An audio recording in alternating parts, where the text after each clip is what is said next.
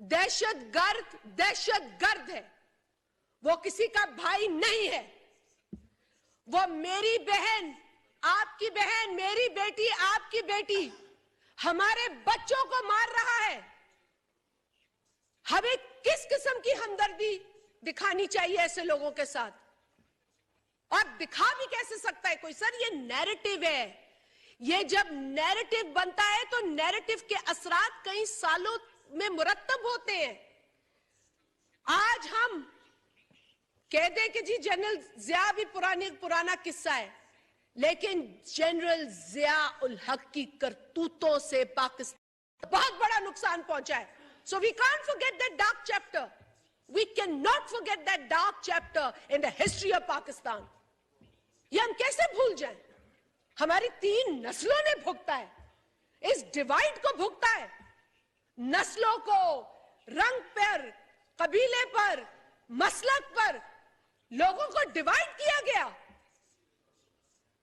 और अब एक नया नैरेटिव है कि ये तो नाराज है और इनको रोजगार दो, ठीक कर दो। These are not narratives that will help us.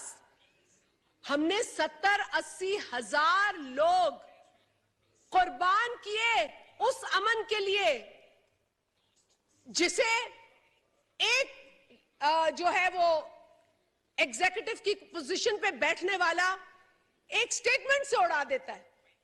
मैं इसी हाउस में थी सर, मैं इसी हाउस में थी जब दहशतगर्दों को शहीद कहा जा रहा था। मैं इसी हाउस का हिस्सा थी, मैं सुन रही थी।